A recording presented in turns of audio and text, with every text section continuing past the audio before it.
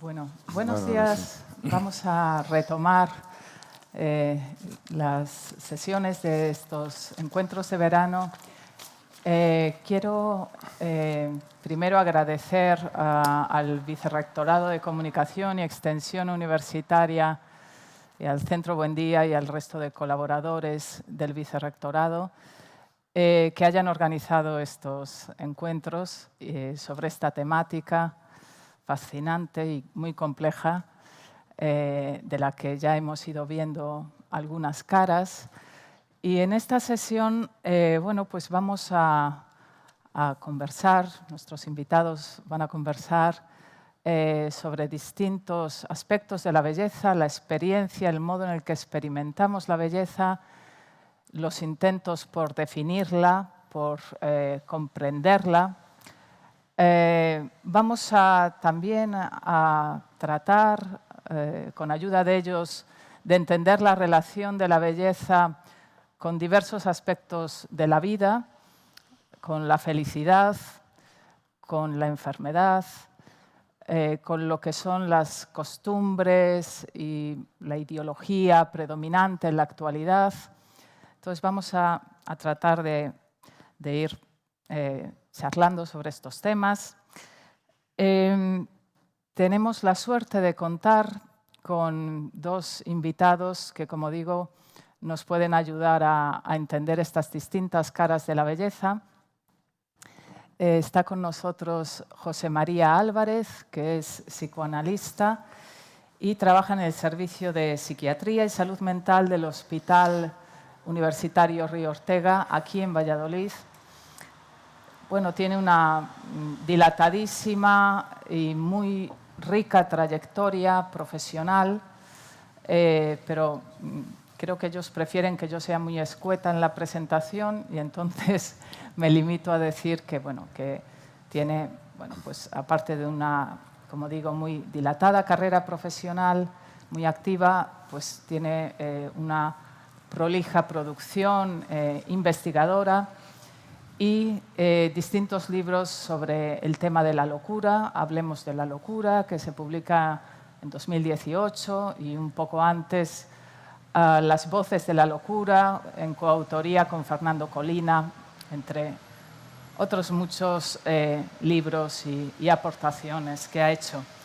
Y también tenemos la suerte de contar con Jorge de los Santos, que es artista plástico y analista cultural, y que lleva pues, prácticamente 2 décadas ejerciendo como analista cultural en distintos medios de comunicación, principalmente para la Corporación de Radio Televisión Española y también escribiendo en revistas bueno, pues muy conocidas de divulgación y bueno, abordando también con enorme riqueza y amplitud toda una serie de temas en lo que podríamos condensar como el análisis fenomenológico de nuestro presente, ¿no? Vamos entonces como digo, a iniciar este intercambio y me gustaría preguntarles para empezar, bueno, ¿cuál ha sido su aproximación al tema de la belleza? ¿Qué aspectos, qué intereses les ha suscitado a cada uno de ellos este tema? ¿Y cuál es, digamos, su aproximación inicial, general, a esta cuestión, a la cuestión de la belleza, ¿no? No sé cuál. Empieza tú, José María, que me da la risa. Bueno, buenos días. Muchas gracias por la invitación. Muchas gracias por la presentación, María.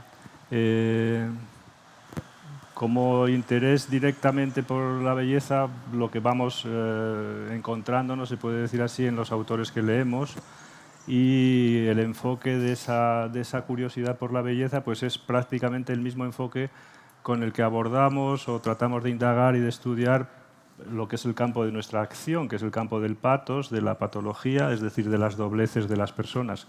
Es decir, que lo miramos con un cierto con mucha curiosidad, por supuesto, pero siempre con una especie de toque de sospecha, en la medida en que pensamos que hay algo oculto o algo que no se acaba de manifestar detrás de la apariencia. Y en ese sentido, las definiciones habituales de belleza, algunas de las cuales estuve revisando hace poco, una obra de Goethe, las afinidades selectivas, y aparecen ahí una serie de menciones y de reflexiones sobre la belleza que son prácticamente lo que cualquiera podría pensar, son prácticamente opiniones de sentido común. Voy a leer alguna de ellas, pero cuando uno va entrando, se puede decir así, a desmenuzarlas, ve otros perfiles. Yo creo que estos perfiles, donde aparece lo más ominoso, lo más siniestro, o incluso la función de la belleza para ocultar algo que de otra manera no queremos ver, pues es un poco el enfoque, el punto de vista con lo que nos permite nuestro trabajo como clínicos, pero como clínicos del alma o de la mente, si queréis, al que nos permite pensar que detrás de la apariencia se oculta una esencia no tan hermosa. Esto es un poco el punto de vista que a mí más me ha interesado del estudio de la belleza. Jorge. Sí, yo, bueno, con la belleza es algo con lo que he tratado, para bien y para mal, pues durante mucho tiempo, ¿no? Yo recuerdo ahora, justo cuando estábamos tomando el cafetito y estaba aquí fuera, recordaba un pasaje de la novela esta de Milan Kundera, de La insoportable levedad del ser, que hay un momento que los dos protagonistas están hablando y ella le dice a él, dice, antes de desaparecer totalmente el mundo, la belleza persistirá unos instantes, dice, pero lo hará por error. O sea, esta sensación de que la belleza hoy en día si persiste algo parecido a la belleza, lo está haciendo ya de una manera agónica, de una manera un poco por error, pues es un poco lo que me impulsa, digamos, a intentar hacer toda una serie de reflexiones en compañía de María y de José María. Muchas gracias por la invitación, que por cierto no lo he dicho, ¿no? Vivimos, y esto es indudable, y vosotros lo sabéis, y José María pues trabaja especialmente esto, en un mundo absolutamente bárbaro, o sea, en un mundo bárbaro, no porque haya pues más, no sé, más maldad, más atrocidades que antes, esto es más o menos discutible, sino porque es un mundo que hoy en día infinitamente tiene muchísimo menos sentido de lo que podía tener pues hace 200 años, antes pues digamos de la crisis del nihilismo, antes de que se pusiera en cuestión toda una serie de cosas que irán saliendo, yo supongo, a lo largo de la charla, ¿no? Es un mundo que es dificilísimo hoy en día encontrarle sentido, se nos va de las manos, o sea, nos cuesta extraordinariamente entenderlo, hay una sobreavalancha, una sobreinformación sígnica por parte de la infosfera que no nos da tiempo, o sea, el tiempo que decía alguien, no sé qué científico decía que el tiempo era algo que se había inventado para que cada cosa pasara en su momento y no pasara todo a la vez, ¿no? O sea, la definición muy bonita del tiempo, ¿no? Pues eso hoy en día parece que ya no se da. O sea, el tiempo, como decía Hamlet, ha salido de quicio, o sea, está desquiciado. No podemos tomar distancia, no podemos reflexionar, no nos podemos parar a entender qué nos está pasando. Esta es una forma de morirse, o sea, es una forma de agonizar. ¿No? Individualmente, todos nosotros, o sea, cuando envejecemos vemos que ya como que el mundo nos deja atrás, ¿no? O sea, como que ya no llegamos a entender lo que hacen pues, nuestros nietos, nuestros parientes más cercanos, que la tecnología se nos abruma. Sobre todo es que no se entiende el mundo, ¿no? Y es una forma de agonizar en lo individual, pero es una forma de agonizar como civilización. O sea, una civilización agoniza cuando no entiende el mundo, pero tampoco entiende el presente, que es no solo lo que sucede, sino lo que tiene que suceder, ¿no?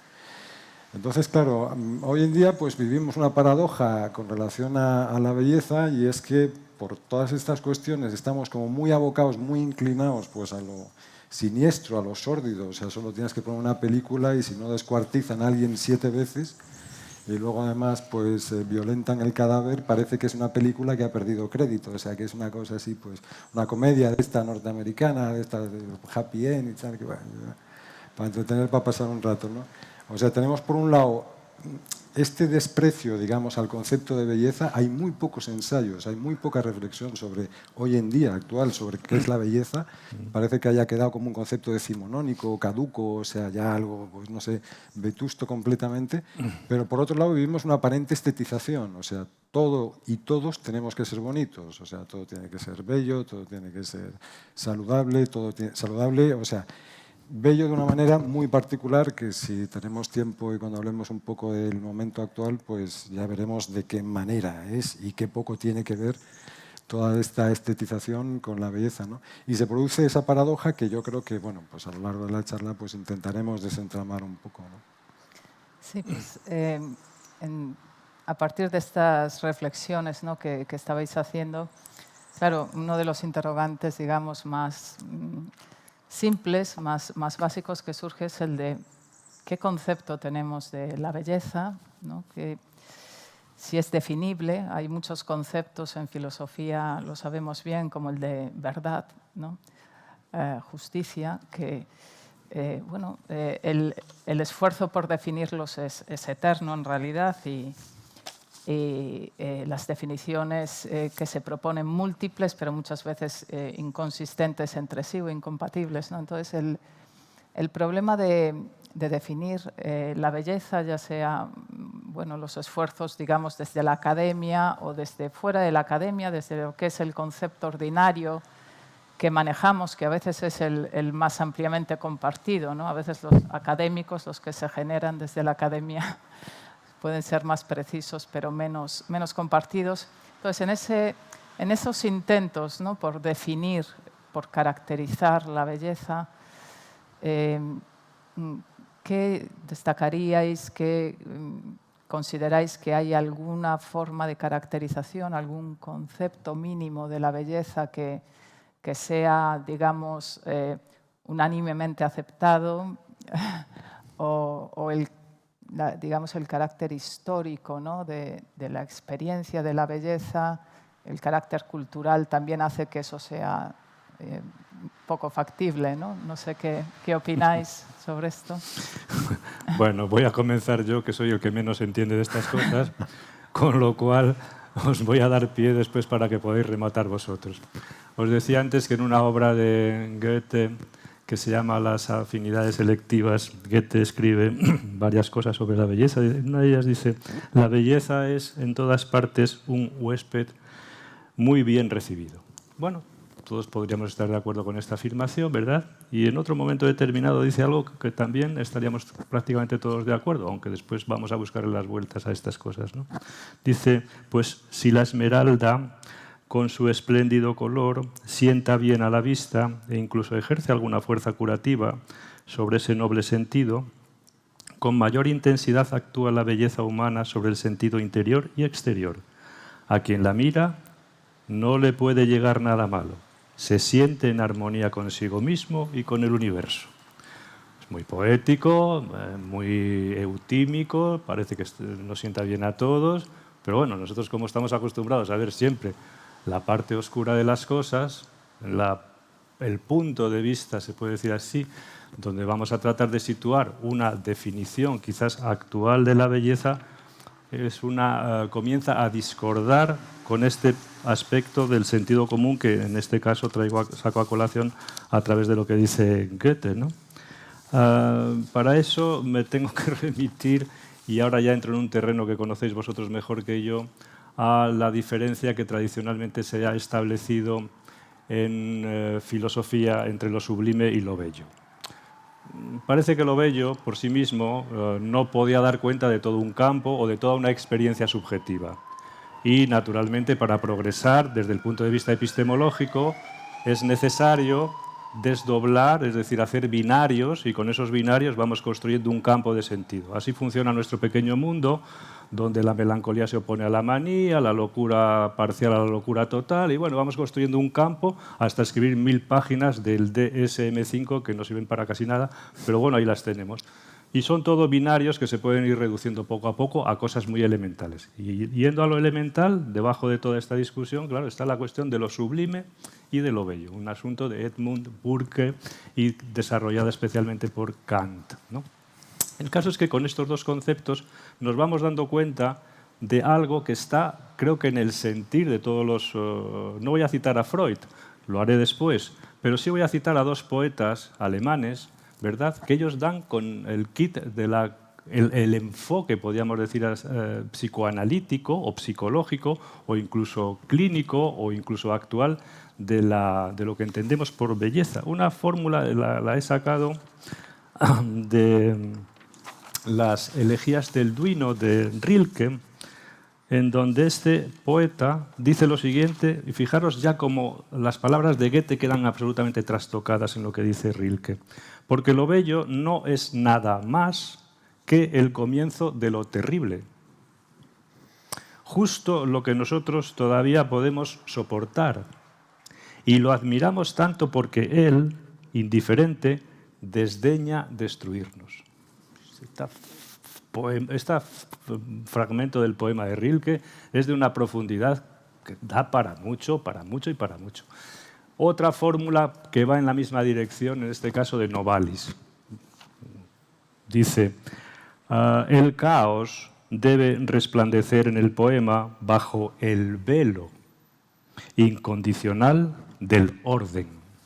Entonces tenemos este binario, lo bello, la belleza, cómo se va desdoblando, por un lado, entre el caos y el orden, entre lo bello y lo sublime, entre lo terrible y lo hermoso, etcétera, etcétera.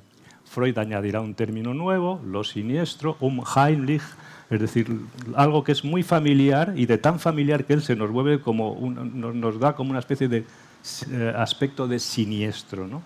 Lo siniestro, lo bello, en fin.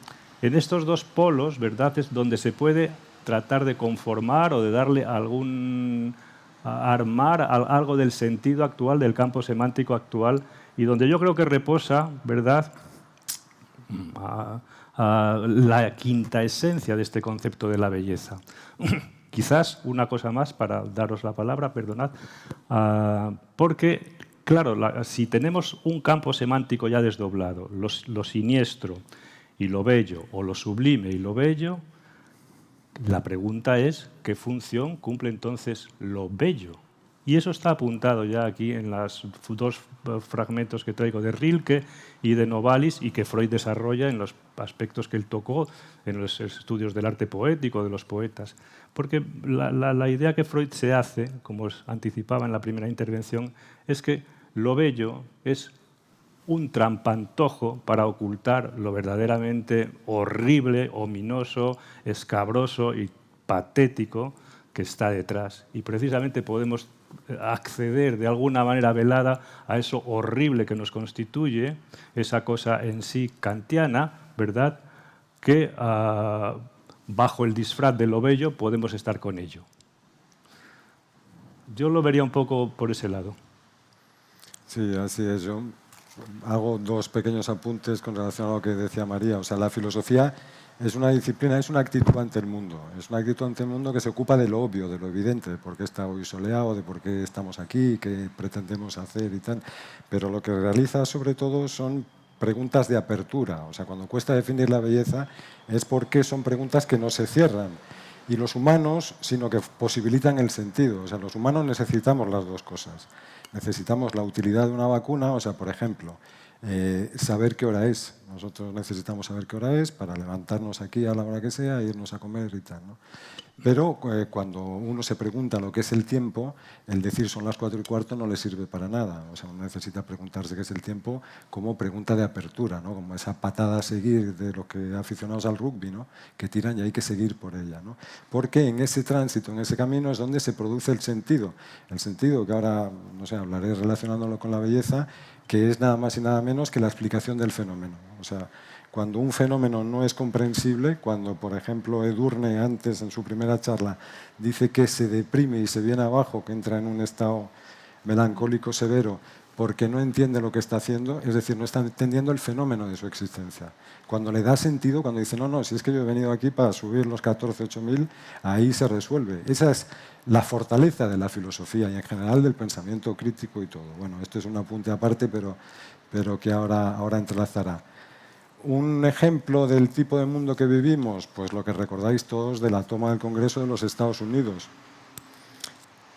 Eso era una panda de frikis, o sea, esto era el Village People, pues entraron ahí en el Congreso, no sabían muy bien, una vez entran no saben qué hacer, o sea, se hacen selfies, ahí con los cuernos de bisonte, vestido de castor, un tío.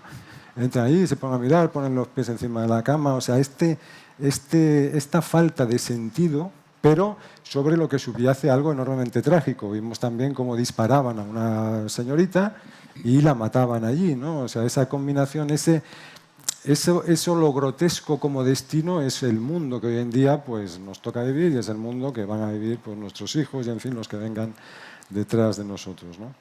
Entrando ya más en el tema de la belleza, hay en fin, ya marcamos de principio que esto no iba a ser una lección magistral de estética, porque para eso pues hay gente más dotada y, en fin, y foros pues más propios, ¿no? No vamos a hacer un repaso pues desde Platón a Ficino pues a Kant o Hegel, que es donde se acaba un poco la definición clásica, digamos, o los ejes clásicos donde se puede o se podía comprender la belleza, ¿no? Y que era una tríada que después veremos que se deshace, que es la de la verdad, el bien y lo bello. Esas tres cosas, hasta el siglo XIX hemos creído que iban juntos. Luego hemos empezado a sospechar que no era así, ¿no? Pero de todas las definiciones, a mí ha habido una siempre de Stendhal, pese a que José María, sé que lo del síndrome de Stendhal te lo pasas por ahí, por donde hace espuma el jabón cuando nos duchamos, pero vamos. Hay una definición de Stendhal que a mí siempre me ha parecido muy interesante, que decía que algo así como que la belleza es la promesa del bienestar. Es decir, la belleza la vincula al futuro, al proyecto, es decir, a lo que está por venir. Algo bello es algo que te posibilita proyecto, en un tiempo como es el nuestro, donde el largo plazo, que diría Sennett, ya no existe. O sea, vivimos todos más o menos de una manera alarmante precarizados. Es decir, ¿qué es un precario? Un precario es el que no puede saber qué va a hacer el mes que viene. No ya el mes que viene, sino pasado mañana. De dónde pues, va a obtener los ingresos, dónde se va a poder dedicar, qué tal, ¿no? Entonces, la belleza es algo relacionado con el poder organizar el medio plazo, o sea, con el perder la precariedad de encima. O sea, esto, en gran medida, siempre cuando veías, no sé, por ejemplo, hace tiempo, ahora ya no es correcto políticamente, ¿no? Pero veías en los talleres, en los sitios, en las minas, en los sitios más de trabajo más duro y más exigente, veías a los tíos allí sudorosos, empapados, y los carteles de las chicas desnudas, ¿no? Las portadas, que si del Lib, del Penthouse y tal. O sea, en realidad ahí lo que se está aprovechando es decir, coño, aquello, o sea, a eso a lo mejor un día puedo aspirar. O sea, ahora evidentemente no, o sea, ahora es algo que está absolutamente fuera de mi marco de situación, ¿no? Pero a lo mejor solo por ver esa imagen puedo yo proyectarme, puedo generar una especie de realidad salvífica que me proteja y que hablaremos también de lo que apuntaba José María, ¿no? O sea, por un lado la belleza relacionada con el tiempo, o sea, con el control del tiempo y con la capacidad de proyección. En este sentido me parecía importante, ¿no? Y luego con lo otro que estábamos diciendo y que decíamos en el caso de Durne, ¿no? O sea, la belleza es lo que te posibilita la emergencia del sentido. O sea, cuando algo te genera sentido, es decir, te hace comprensible, digamos, el fenómeno que se te presenta adelante, por ejemplo, quién soy yo, o sea, o qué tengo que hacer en la vida, ahí emerge, o sea, ahí se ve también que hay una forma, digamos, de belleza, ¿no? O sea, en la guerra, en la cacofonía, en la locura, no emerge nunca la belleza, porque todo eso es innombrable. O sea, la guerra, por ejemplo, etimológicamente en inglés, war es un grito. Es el grito que se produce, es el grito que no tiene palabra, que no se simboliza, por lo tanto no tiene sentido. Ya había alguien que decía que, o sea, la posguerra es el tiempo de enterrar a los muertos y encontrar las palabras, ¿no? O sea, la palabra viene después. Es ahí donde empieza a arrancar la belleza, ¿no? Yo creo que en estos dos ejes es con los que podemos llegar, digamos, a entender, por ejemplo, lo que apuntaba muy interesantemente, o sea, muy inteligentemente José María, ¿no? O sea, la belleza. La cita, por ejemplo, que has dicho de Novalis, si no recuerdo mal, la utiliza Eugenio Trías, en Lo bello y lo sublime, ¿no? O sea, en uno de sus grandes ensayos, en Lo bello y lo siniestro, perdón, en los que establece lo siniestro como condición y límite de lo bello. ¿Qué quiere decir como condición y límite de lo bello? Quiere decir que lo bello tiene que estar sometido por lo sublime, como la cita que tú has dicho, de Novalis o la que has comentado de Rilke, o sea, las elegías de Duino, el prólogo, ¿no? O sea, lo bello tiene que contener lo siniestro, o sea, tiene que contener su lado más opuesto. Pero es límite, o sea, si lo siniestro, como nos sucede hoy en día, empieza a aflorar en exceso, lo bello se anula, o sea, lo bello desaparece, lo bello no se puede, o sea, se lo come de alguna manera. Pero esa contención, o sea, el objetivo de la belleza o la función de la belleza es velar, o sea, un poco lo que hacen estas velas, digamos, con la luz del sol, ¿no? Es encubrirla, es esa cosa oscura, esa cosa siniestra, pero que tiene que subyacer. Y hoy en día, aunque me anticipo un poco, o no subyace porque lo siniestro se ha puesto por delante de lo bello, se ha tapado completamente lo bello, o en realidad la belleza, lo que se nos presenta como belleza, en realidad no contiene nada. O sea, nos remite directamente al nihilismo, nos remite al vacío. Basta ver la cara de los youtubers, esto, o las fotos de las chicas estas en Instagram. Una belleza absolutamente que no erosiona, que no hace daño, que no contiene nada detrás, o sea, que no hay nada siniestro detrás, no hay nada que aparezca. El concepto de un Heimlich, de lo siniestro, que apuntaba José María, es ese horror, efectivamente, en el deshabitar, ¿no? O sea, algo que te es cotidiano, que te sale de contexto. Son las películas de David Lynch, por ejemplo, ¿no? Que empieza todo de maravilla, ves la familia feliz norteamericana y de repente hay algo ahí que dices, hostia, es como si ahora, por ejemplo, pues yo estoy hablando, pero de repente emergiera pues la voz de María, ¿no? Diría, bueno, pero si este lo conozco y este, o sea, ¿qué está pasando aquí, ¿no? ¿Qué trastorno se produce, ¿no? Entonces, la belleza solo es belleza y eso se sabe perfectísimamente. Eso Bataille, por ejemplo, también lo decía, dice, cuando más profunda, esto una vez en una entrevista en televisión y dije esta cita, digo, cuando más profunda es la belleza, cuando mayor es la belleza, más profunda es la mancha. Y la entrevistadora se miró así y me dijo, ¿qué mancha? Porque hoy en día utilizas una metáfora y vuelves loco a la mitad. O sea, estamos perdiendo, la verdad, mucha capacidad simbólica. Nuestro lenguaje se está empobreciendo enormemente, ¿no? Pero es lo mismo. O sea, cuando mayor es la belleza, coño, es que mayor herida hay ahí. O sea, más abismo, más caos, más lo siniestro, pero también pues más la voluntad de Schopenhauer, más lo dionisiaco de Nietzsche, o la voluntad de poder en Nietzsche, ¿no? O sea, más horror, en definitiva, está intentando velar ahí el tema, ¿no? O sea, yo por ahí, o sea, esto creo que es absolutamente fundamental para entender verdaderamente lo que es el concepto de belleza. Que contenga algo que intenta velar, que intenta enmascarar, pero nunca en el sentido de negar, que es lo que sucede hoy. O sea, nunca en el sentido de negar que hay algo tremendo ahí detrás, sino en el sentido de que le he hecho una telita encima, ¿no? Sí, sí. Pues ahondando un poco más en esta cuestión, ¿no? De justamente la interdependencia, ¿no? y la contraposición entre lo bello y lo siniestro y lo terrible y la mancha, pues me gustaría preguntaros también por lo que ya apuntabais también al comienzo, ¿no? Que es, en cierto modo, la decadencia de la concepción más clásica, más tradicional de lo bello, como aquello que nos produce un placer estético asociado a la paz, a la perfección moral y la perfección de finalidad de lo que es, ¿no? a la realización plena y, digamos, podríamos decir, ciertos valores edificantes, ¿no?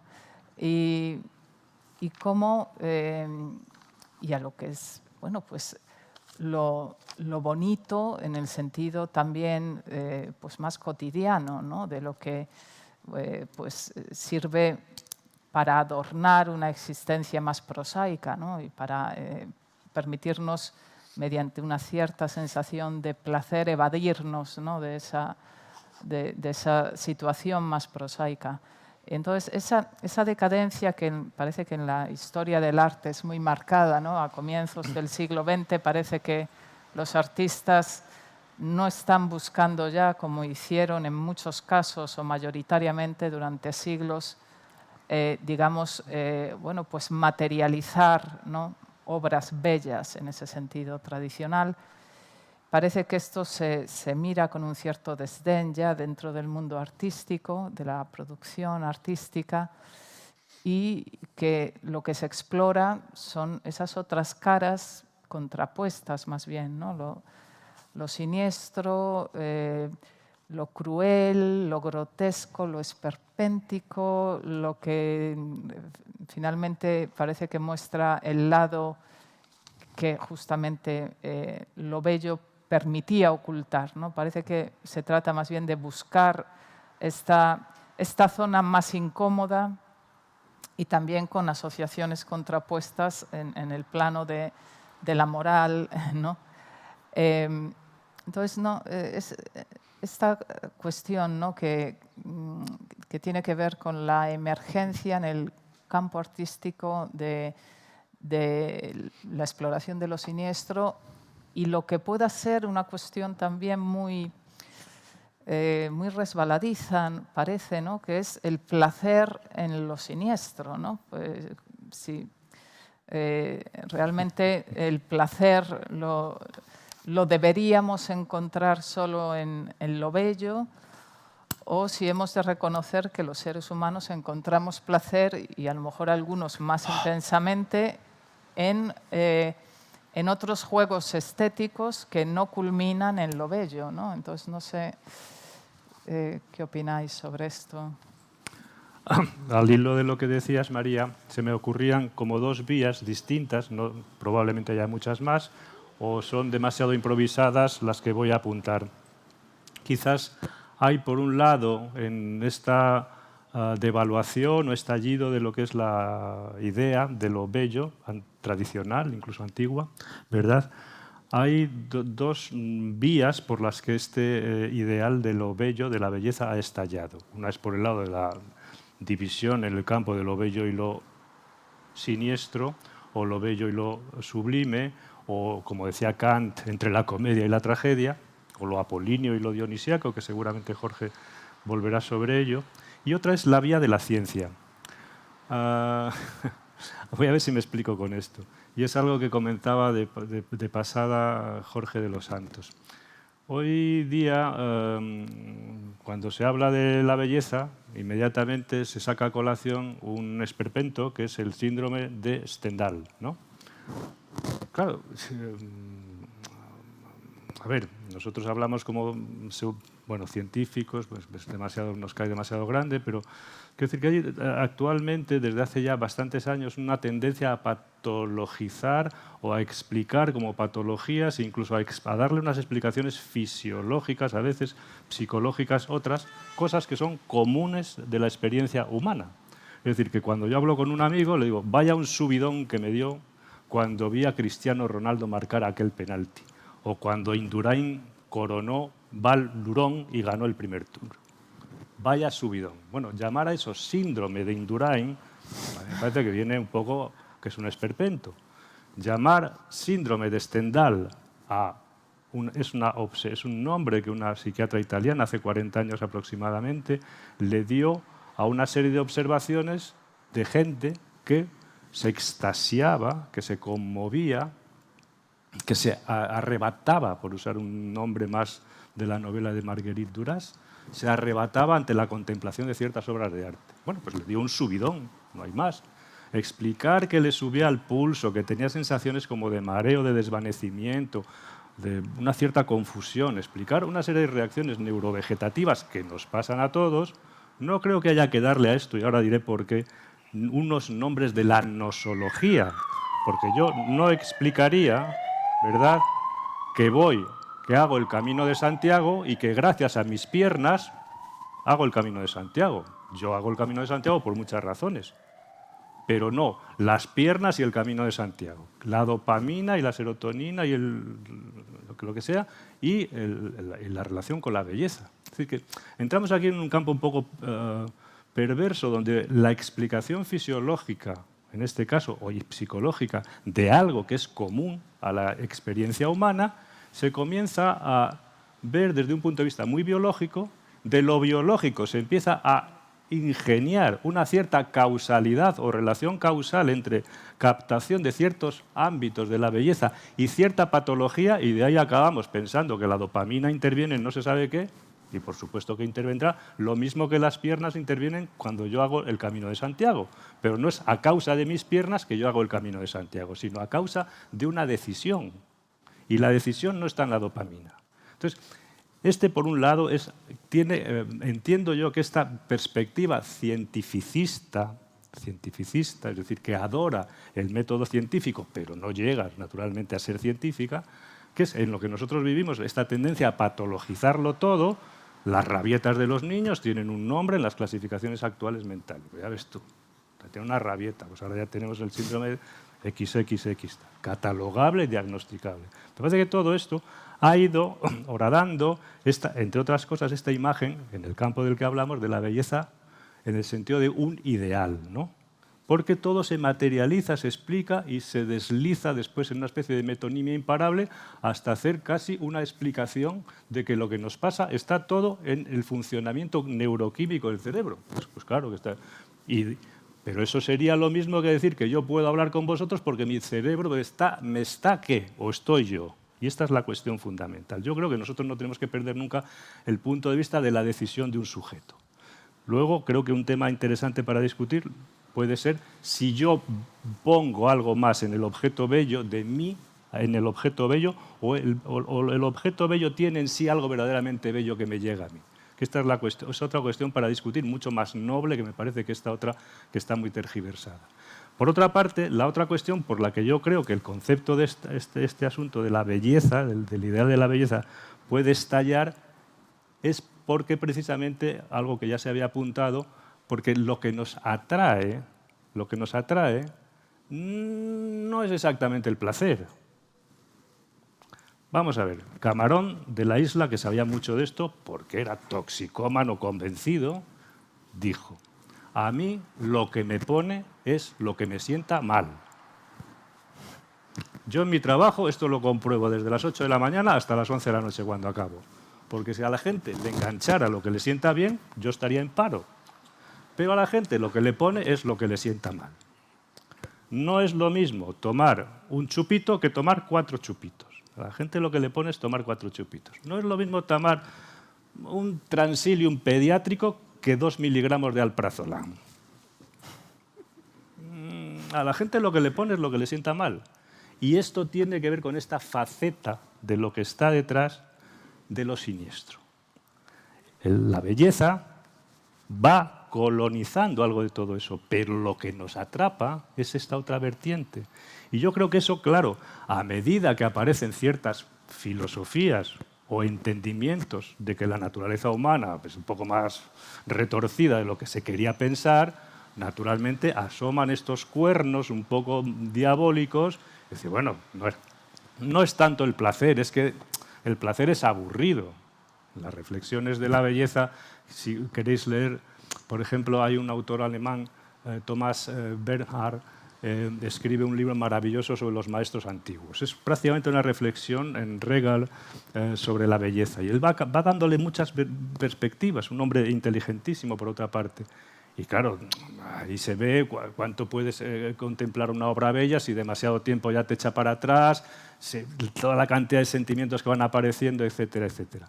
Pero lo que está claro es que hay como 2 órdenes. Es lo que es del orden del placer, ¿verdad? Lo que es del orden de la belleza, que es un poco aburrido, ¿verdad?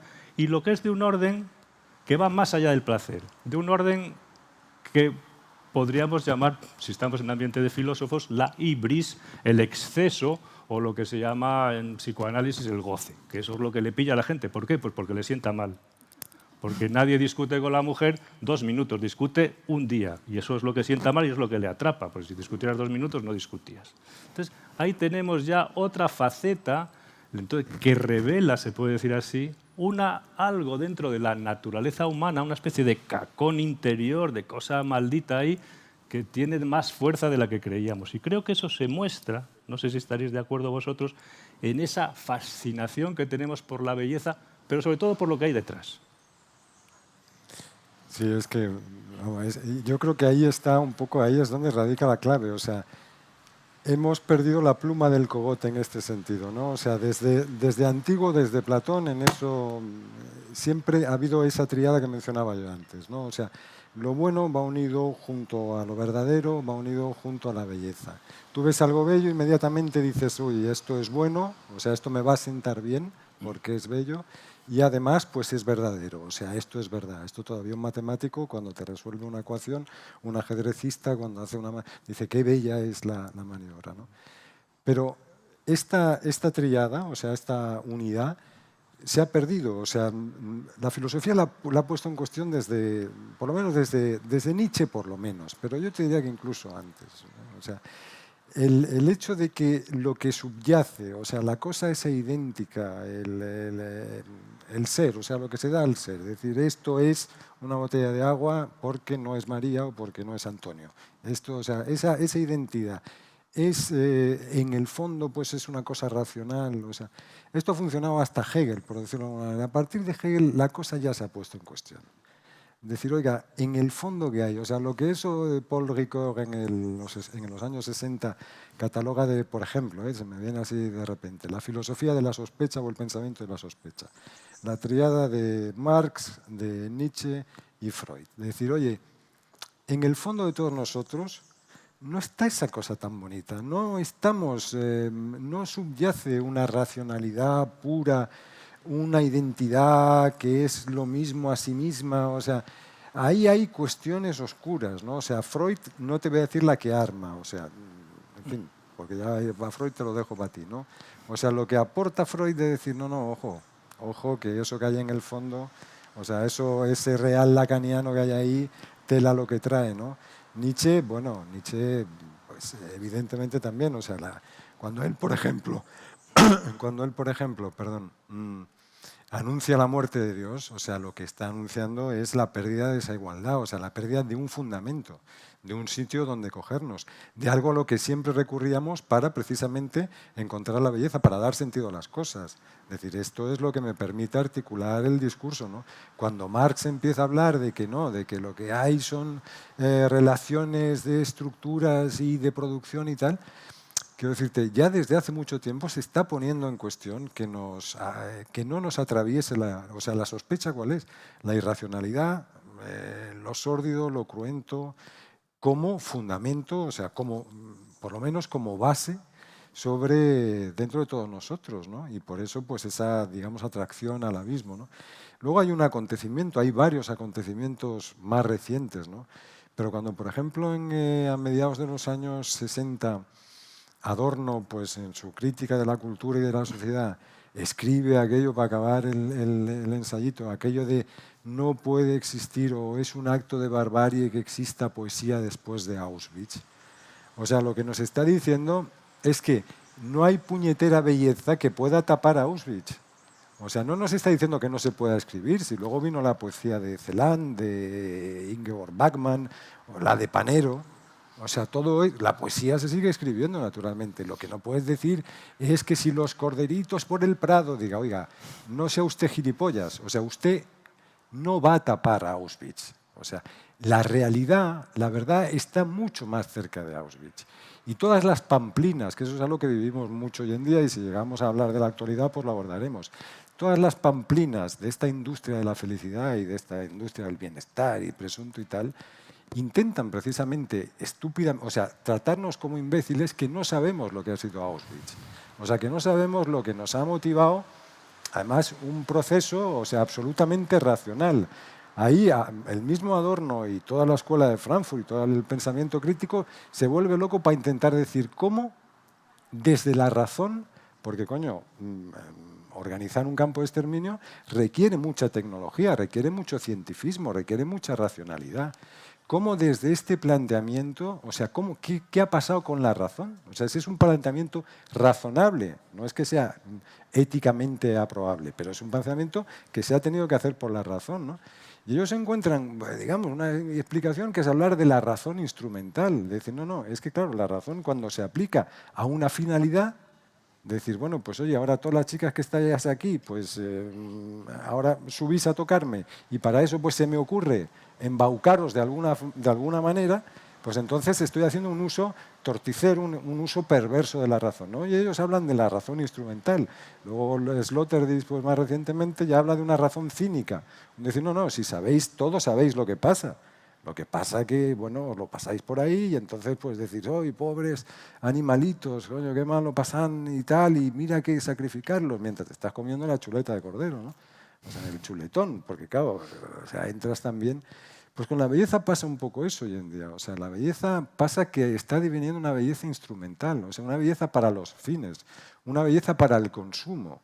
Lacan, por ejemplo, decía que una de las virtudes de la belleza no era solo el sortear eso sórdido, eso tal, sino bloquear el deseo. Cuando Edurne, por ejemplo, hablaba del K2 y decía que ahí encontraba la belleza, encuentra esa doble vertiente que ya venimos hablando de antiguo, ¿no? O sea, por un lado lo sublime, pero por otro el horror, o sea, que puedes perder la vida, o sea, que te vas a dejar la vida en esa montaña, como no andes, listo. O sea, por eso es bella esa montaña, porque está allí el tema, ¿no?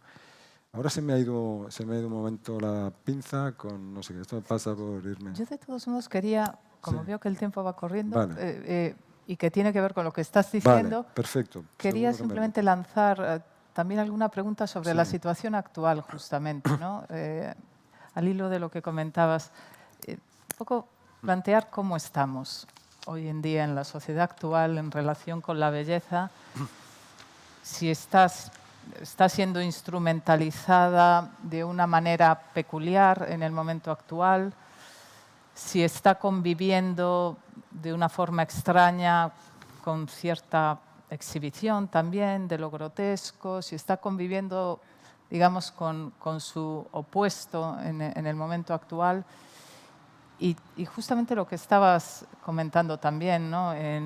en relación con las costumbres de consumo actuales, ¿no? Y en una sociedad pues, tan consumista como la actual en el mundo occidental, el consumo, digamos, ¿qué papel está jugando la belleza en lo que es la sociedad del consumo? Y con, bueno, pues sí, con todo el potencial de las nuevas tecnologías y lo que eso permite de juego estético o de exhibición o de...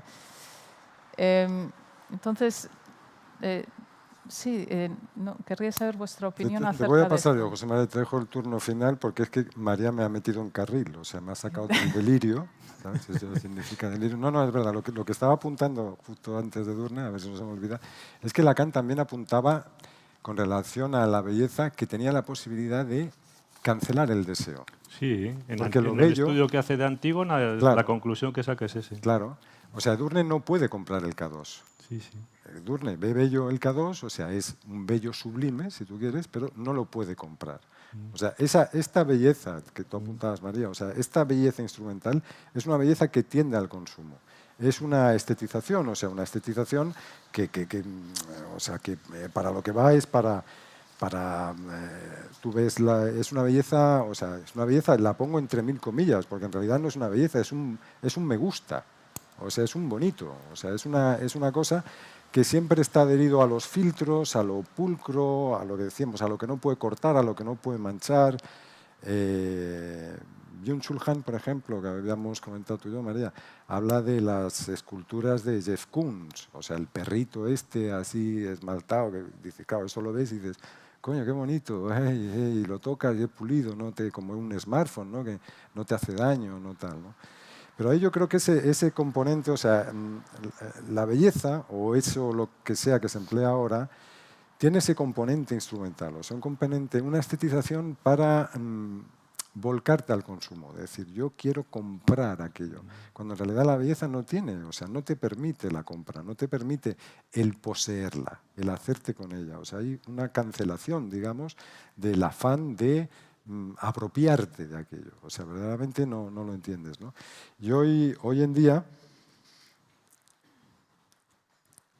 hay esa estetización banal porque es que todas estas cosas que hoy llamamos bonitas no contienen ese componente sórdido o intentan evitar o intentan bloquearnos o engañarnos o distraernos de ese componente, de esa sordidez que tiene que subyacer a la belleza. O sea, yo cuando te vienen y te hablan, pues yo qué sé, del mindfulness, o, con todos mis respetos, en fin, yo...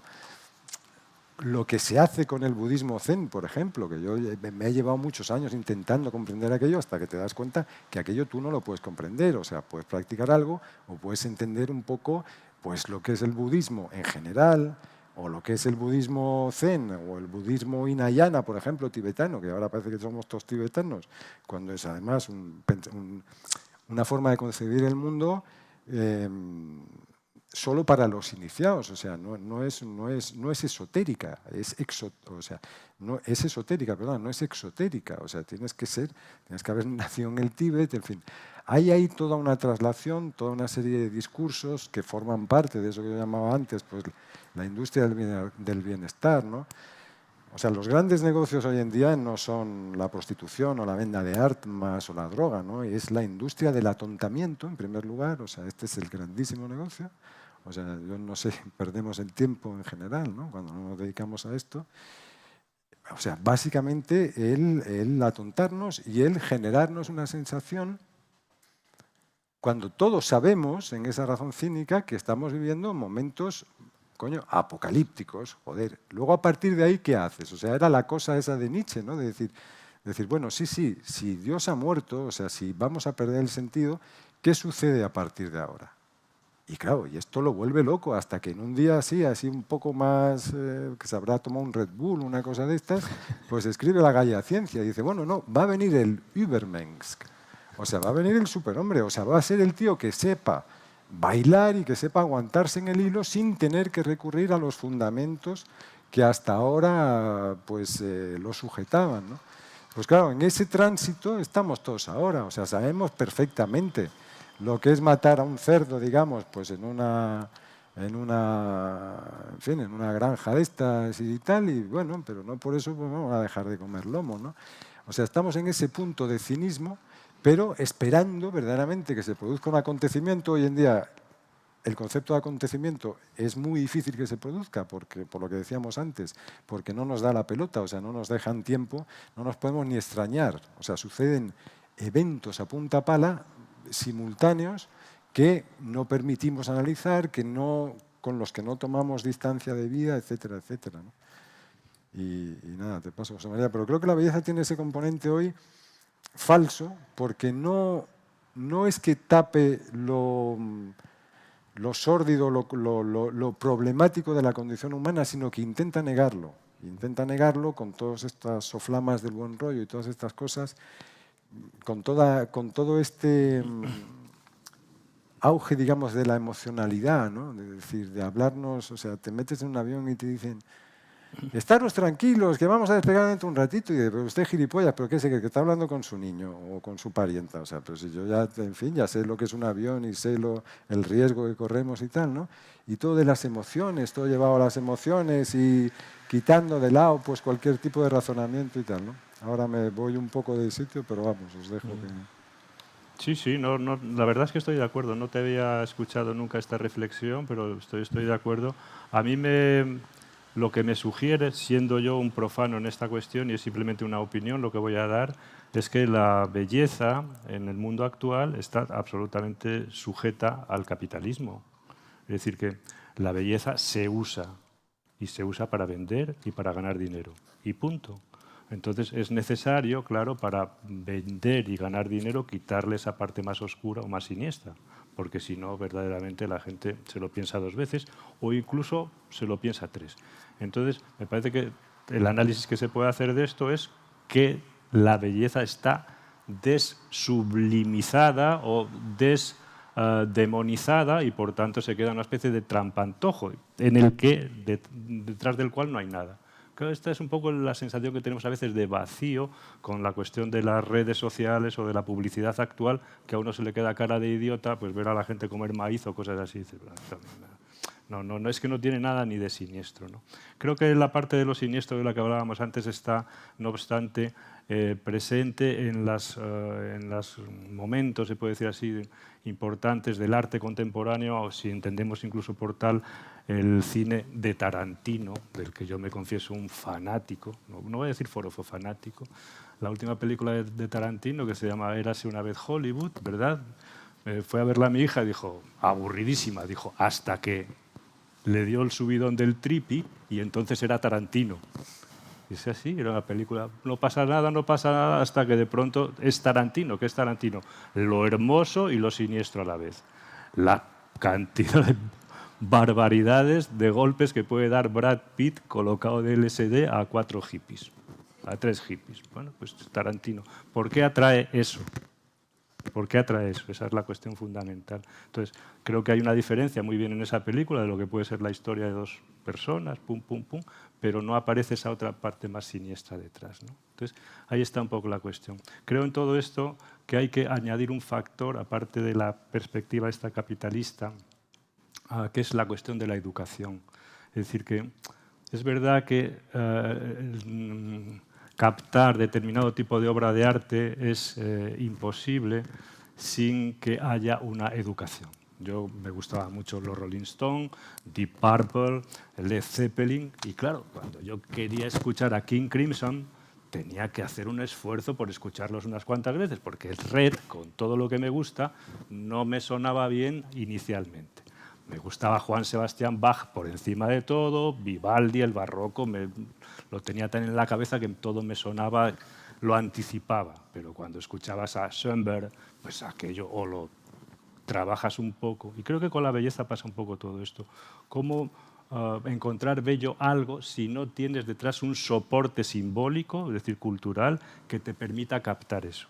Pero incluso en esa belleza educada está la parte sombría, porque si no hay esa parte sombría, tampoco hay esa belleza que junta lo sublime y lo hermoso, ¿no? Es que es verdad que es otra gran paradoja de nuestros días. O sea, en todo este ingente ruido, en toda esta ingente cháchara con la que continuamente se nos bombardea, hagas lo que hagas, aunque estés en casa durmiendo, es igual, la inmensa mayoría de toda esa información llega a través de imágenes, mucho más que a través, por ejemplo, del texto o lo que sea, ¿no? Y nunca hemos tenido que tratar con tantas imágenes y nunca posiblemente hemos sido tan analfabetos estéticos. O sea, nunca entendemos menos lo que son las imágenes y cómo leer esas imágenes. Nos falta una enorme educación estética. Eso, por ejemplo, cuando dices, bueno, pero, o sea, ¿la educación estética qué es? La educación estética es el alemán que, por ejemplo, en el año 36, al ver una esvástica sabe lo que hay detrás. O sea, sabe lo siniestro que puede haber detrás de esa esvástica. La inmensa mayoría, pues al ver esa imagen, pues dice, bueno, pues esto es un sentimiento de unidad patria y vamos otra vez a volver a ser la gloria que fuimos quizá en un antaño y tal. Pero se olvidan, pues, de lo que va a ser, pues, lo que trae detrás, ¿no? Eso es no saber leer una imagen. O sea, no saber, o sea, verte a ti con esa camisa, hay que saber leerte a ti. O sea, eso, por ejemplo, se consigue con mucha educación estética. No, pero es continuo, o sea, y lo vemos continuamente en todos, en los telediarios, en todos lados. Entras en esta perversión de las redes sociales y tal, el bombardeo de imágenes, las chiquillas en Instagram, en fin, en todas estas plataformas, y no las sabemos, o sea, tenemos mucha dificultad, no tenemos el suficiente bagaje cultural. Como tú dices extraordinariamente bien, o sea, el pozo donde aposentarlas. O sea, tú hoy entras en una iglesia y tú todavía te orientas. Dices, bueno, pues mira, esta es la Virgen María, que era la madre del Señor, pero fíjate, y este es del estilo de churriguera, ¿no? Y esto es, y te sitúas, pero hoy en día hemos perdido mucha esa referencia, no solo por una falta, digamos, de educación en general y especialmente de educación de carácter humanístico, en nombre de esa utilidad que decíamos antes, de son las 4:15, en lugar del sentido de qué es el tiempo, ¿no? O sea, en nombre de esa pérdida de digamos, formación humanística, nos cuesta mucho más leer las imágenes y hace que eso que anunciábamos al principio, de que el mundo se nos esté volviendo incomprensible, pues siga cada día haciéndosenos más incomprensible, ¿no? Porque la gran información llega a través de imágenes, ¿no? Pues Voy a plantear una última cuestión para así que el público también pueda intervenir, si os parece bien. Sí, bien. Y esta última cuestión tiene que ver con la relación entre la belleza y la enfermedad, ¿no? Y también conectándolo con la situación actual, ¿no? ¿De qué manera? Bueno, pues vivimos también en una sociedad sumamente exigente con la autorrealización personal y cómo el satisfacer ciertos cánones estéticos parece que se impone como parte del éxito personal, de la autorrealización personal. Hasta qué punto surgen obsesiones y surgen frustraciones que no se saben manejar. También, bueno, pues como todos sabemos, ¿no?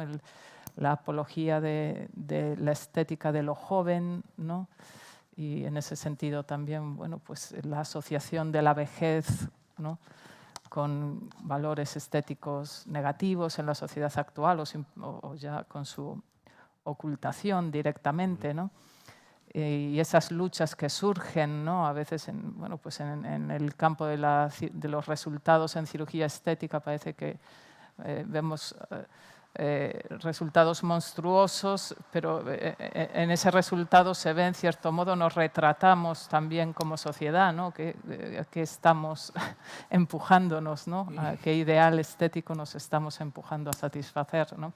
Y también la parte ideológica que se ve en esos cánones, que en el caso, bueno, pues de la estética también de las mujeres, bueno, pues hay ciertos rasgos femeninos que hay que potenciar y otros que también son femeninos que de nuevo hay que ocultar. Entonces son estos cánones un tanto crueles, imposibles, ¿no?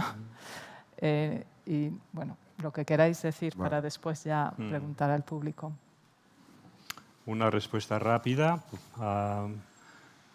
no muy pensada ni muy reflexionada, pero es cierto, quizás en este mundo que vivimos ahora de imágenes, de tantos medios de comunicación, de tantas redes sociales, claro, hay un dominio o un excesivo dominio de la imagen y sobre todo de la imagen como ideal. Es decir, que hay unos ciertos prototipos, aunque sean heterogéneos, de imágenes ideales a conseguir.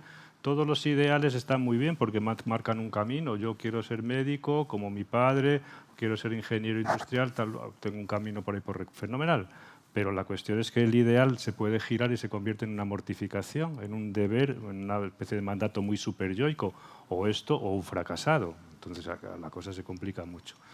Entonces, hoy día, o en el momento actual, es verdad que estamos sujetos a múltiples imágenes que se ofrecen como el resultado del triunfo social y en el fondo de cierto bienestar o de cierta felicidad. Los adolescentes están demasiado expuestos son los que más pueden sufrir, los que más sufren de hecho, toda esta especie de imágenes que les capturan y les llevan por donde no, a veces por malos caminos. Conocemos épocas de todo. Las personas que tenemos cierta edad, pues hemos conocido la época de las drogas, ahora es la época de esta especie de desidentificaciones sexuales, donde todo el mundo está con todo el mundo. En fin, ellos tendrán que pagar después el precio de ese mundo alocado de la adolescencia, que es un mundo rebelde, que es un mundo de contradecir los ideales caducos de los padres, por ejemplo, pero que después, en realidad, una persona, a medida que va madurando, el pozo que le va quedando es que, a falta de la identidad connatural de la especie humana, como no tenemos identidad, vamos cogiendo rasgos de todos. Y el yo de una persona no es nada más que una especie de mercado persa de identificaciones que hemos cogido desde pequeños, de personas que nos han fascinado y que inconscientemente hemos cogido cosas de ellos. Pero no cogemos lo bueno y lo malo. Cogemos malos síntomas. Nuestros síntomas son a veces identificaciones a síntomas de otras personas. Y en la adolescencia todo esto se multiplica de manera exponencial, de manera que es un momento crítico y la gente, a medida que va madurando, va soltando esa morralla de identificaciones. ¿Hacia dónde va?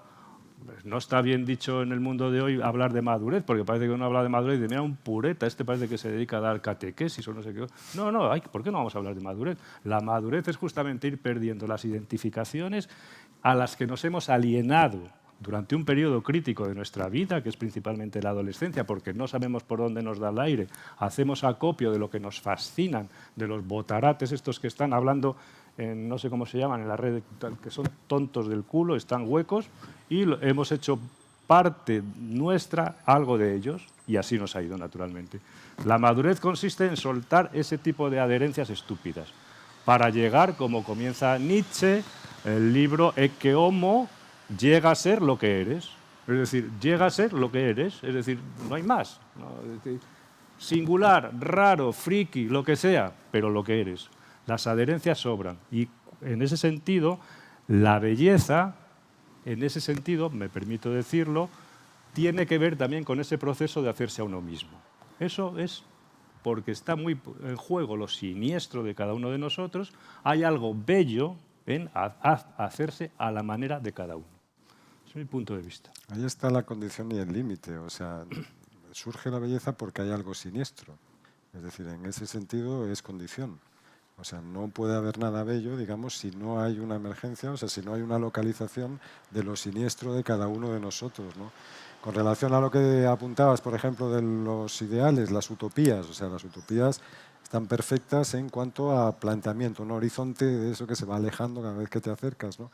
Porque no hay nada más distópico que una utopía realizada. O sea, una sociedad que se realiza en la utopía es una sociedad inmovilizada, que no puede estar sometida a crítica, o sea, que no puede ser otra cosa de lo que es. O sea, todos los regímenes totalitarios, o sea, todos que creen que han alcanzado ya lo sublime, o sea, el ideal posible, esos son los que en cualquier disidencia pues tiene que ser guillotinada, ¿no? Porque, por tal tema, ¿no? Con relación a lo que tú planteabas del canon, María, probablemente el problema del canon es que el canon ya es una palabra también decimonónica. O sea, el canon hoy en día, en el reino, digamos, de lo ecléptico y de la pérdida del límite, o sea, el sentido del límite, esto también en el psicoanálisis lo habéis estudiado mucho, ¿no? O sea, esto, ¿qué sucede? O sea, que se pierde cualquier tipo de limitación, cualquier tipo de figura de autoridad, ¿no? Lo que dice el tango ese de Cambalache, ¿no? O sea, no hay, yo siempre he puesto en cuestión un poco el que si, por ejemplo, una chica padece un trastorno alimenticio como la anorexia, se deba a que ve chicas muy delgadas en las redes sociales y eso, ¿no? O sea, ahí ya Freud, por ejemplo, que también pues ya la clavaba en su momento, decía, la anorexia es un problema del desarrollo sexual. O sea, una persona que ha sufrido un maltrato y que eso pues le ha imposibilitado, una persona que por el motivo que sea religioso y tal, no ha desarrollado su sexualidad de una manera, tiende a manifestar este tipo de dolencia. En cualquier caso, vivimos en una sociedad, con lo que tú decías de los cuerpos, de la juventud, que se fundamenta en el positivismo y en el rendimiento, ¿no? Esto, por ejemplo, en materia sexual lo vemos mucho. O sea, hace 10 años, dentro de la sexualidad femenina, obtener un orgasmo, pues ya no todas podían hablar, porque, vamos, seguíamos con un modelo, pues, coitocéntrico, falocéntrico, que el clítoris, me parece que la primera tomografía que se hace es del 2006, o sea, que se sabe la forma que tiene ahí con una especie de gancho que va por el interior y tal. O sea, antes existía un modelo, o sea, quiero decirte, hace 10 años hay mujeres de cierta edad que lo del orgasmo pues era algo que le contaban, que bueno, que tal y que cual, ¿no? Ahora parece que si no tienes 16 orgasmos simultáneos, algunos pues con una pirotecnia, digamos, y unas humedades acojonantes, pues no has conseguido nada, ¿no? O sea, el rendimiento sexual, esto ves en las consultas de sexólogos, chavales de 20 años que ya no dan, o sea, que no pueden, que entran ya acojonados en la batalla, ¿no? Porque dice, es que, o sea, ¿qué tengo yo que hacer? O sea, esto que es el concurso de mazas de las Olimpiadas, ¿no? De la gimnasia rítmica, o sea, ya no me veo yo capaz, ¿no? O sea, es claro, es la sociedad del rendimiento, eso continuo, claro. Los viejos empezamos a no rendir, a rendir mal. Yo llegué ayer de Barcelona y llegué hecho polvo. O sea, cenamos de milagro ya, a 5 horas. ¿Sabes? O sea, ya la cosa del rendimiento, de la productividad, del positivismo, ¿no? De todo de sí, de todo a por todo y tal, Claro, ahí es donde ya empezamos todos a flaquear, ¿no?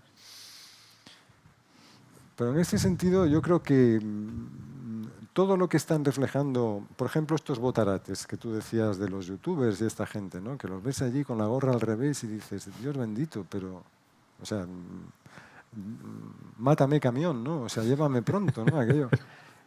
Pero ¿dónde están remitiendo? O sea, están remitiendo al vacío. O sea, tú ves la cara de estos chavales que a lo mejor tienen talentos extraordinarios para determinadas cosas, ¿no? O para captar la audiencia. Otro error de hoy en día, por ejemplo, creer que el éxito es la audiencia y no la valoración. O sea, esto pasa mucho en las cadenas de televisión. Te dicen, oye, hacen una basura de programa acojonante. Dicen, no, pero es que nosotros tenemos 3 millones de espectadores. Dicen, no, tú no tienes 3 millones de gente que te admira.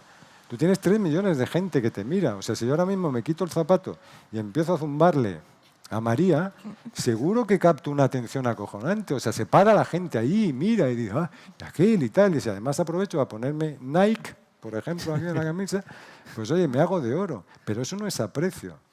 Igual que confundimos el éxito con la popularidad, confundimos la felicidad con la euforia. O sea, lo que hoy en día se nos exige que obtengamos no es algo tan complejo como la belleza, que es el concepto de felicidad.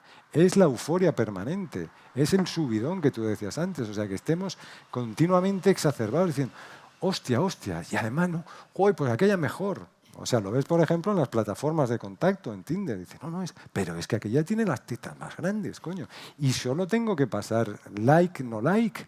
O sea, me gusta. Quiero decirte, con todo esto, y ya por concluir, lo que hoy decimos belleza, o sea, esta estetización del mundo, no es la belleza.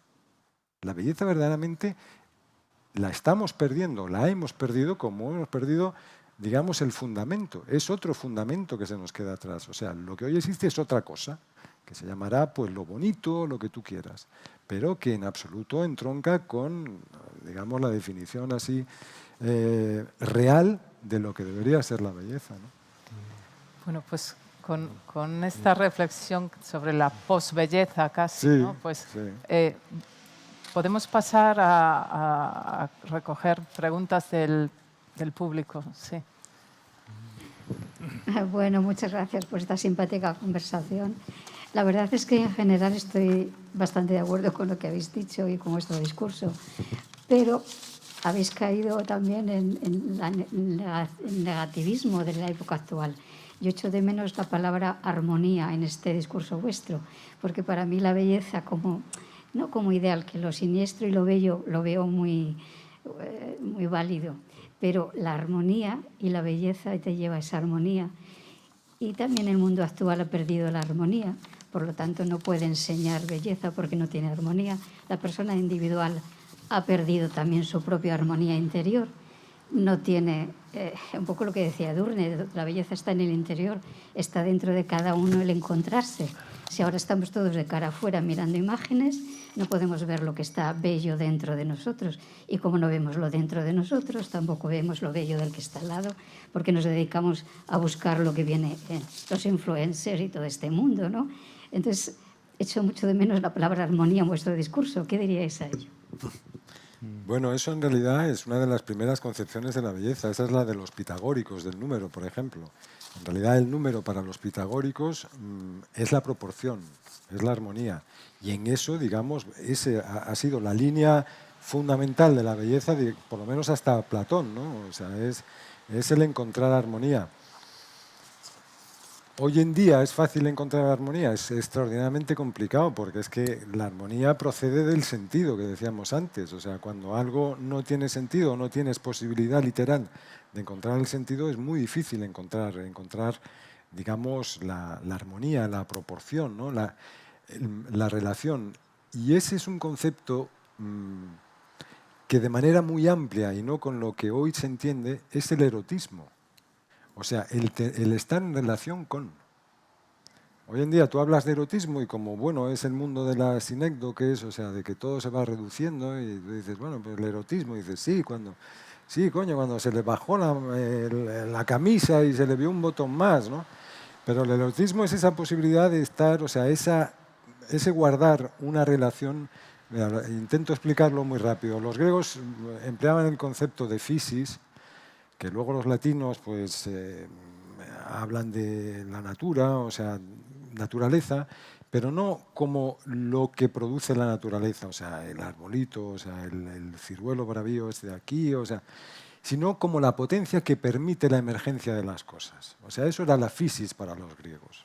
O sea, pero claro, la physis, o sea, que emerjan cosas, que se den al ser cosas, no tiene sentido. Por eso Eros pues, era una divinidad primordial en la Grecia arcaica, ¿no?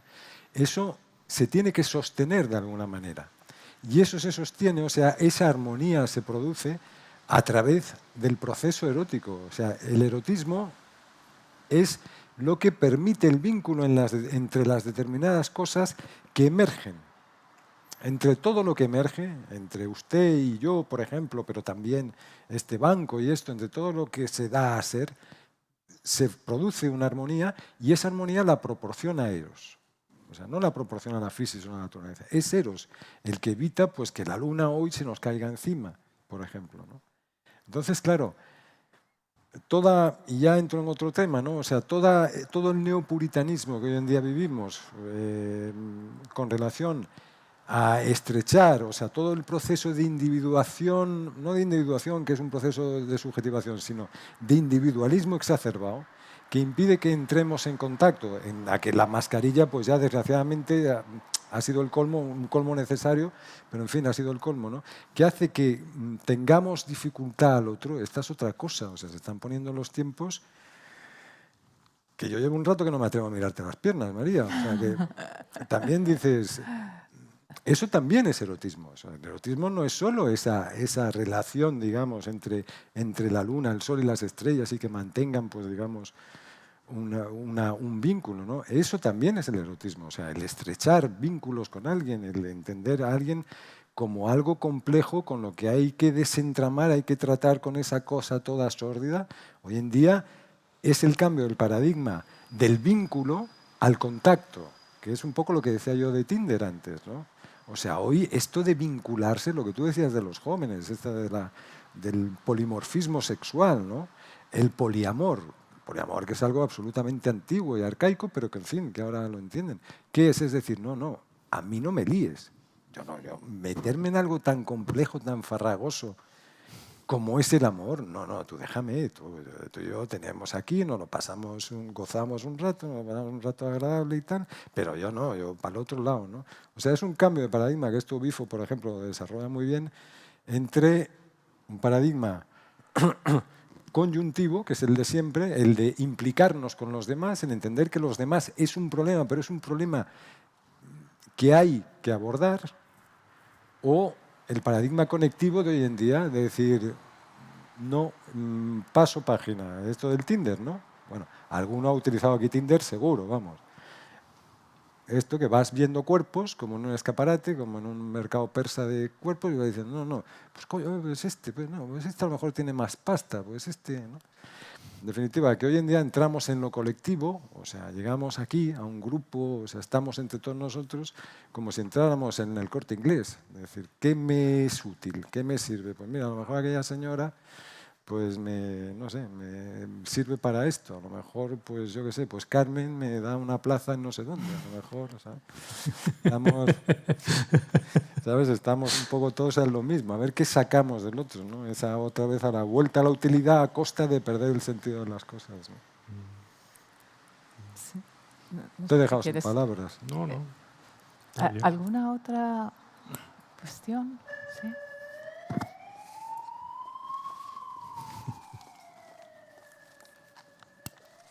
O sea que la armonía tiene mucho que ver con el erotismo, ¿eh? Y si cada vez que, mientras más erotismo quitamos, más armonía perdemos entre todos. Entre uno mismo, naturalmente, y entre uno mismo con relación a los demás. Bueno, sí, es una pregunta. Bueno, me ha encantado la charla, me ha encantado, me ha gustado muchísimo. Gracias. Creo que habéis hecho un completo. Pero fíjate, como me habéis citado también directores de cine y tal, todo el rato he estado acordándome de la película La Gran Belleza y como supongo que la ha visto casi todo el mundo, pues me gustaría que me la comentarais vosotros desde vuestro punto de vista, porque Seguro que es mucho más profundo de las conclusiones que yo saqué. Supongo que la habéis visto, ¿no? Mira, yo no solo la he visto, sino que me sé de memoria el tráiler en italiano. Lo que no lo voy a hacer porque, en fin, alguien hablará italiano mejor que yo aquí seguro y la pifio. Pero desde el tráiler, o sea, desde el monólogo de Jeff Gambetta, o sea, porque Sorrentino para esto es muy feliniano, o sea, ha cogido mucho la línea de Fellini, pero, o sea, como película, para mi gusto hay gente que la encuentra un poco amanerada y tal, yo no sé si tú la has visto, pero desde el monólogo, desde el primer monólogo, está eso que venimos hablando toda la mañana, o sea, la belleza, eso que Nietzsche decía en cierta medida de los griegos, ¿no? Dice, lo que han tenido que sufrir estos judíos para hacer cosas tan bonitas. Y eso está siempre, está latente, ya te digo, incluso desde el mismo monólogo. Es decir, inespragle, o sea, el caquericho, o sea, el rumor, el murmullo, o sea, todo el ruido de fondo, todo eso, dice, a veces atravesado por relámpagos, por spagri de belleza, ¿no? O sea, es esa belleza que es cuando enfocan ahí a la chica mona, que es la rubia, que es una medio novieta que le sale y tal, ¿no?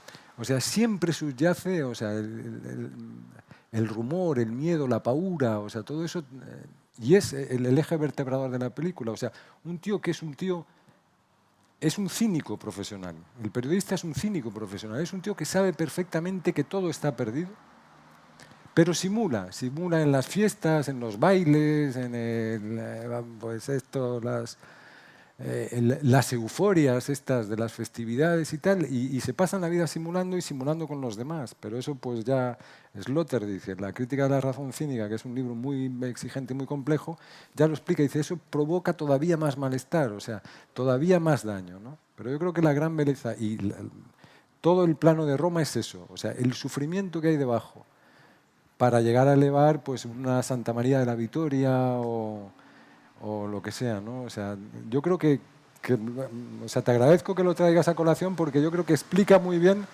el concepto de belleza que tanto José María como María y yo, así como hemos dado como principal, ¿no? Bueno, pues me avisan de que vamos a tener que dejarlo aquí. Quiero agradecer a los invitados esta magnífica conversación. Muchísimas gracias. Nada, Gracias a vosotros. A vosotros.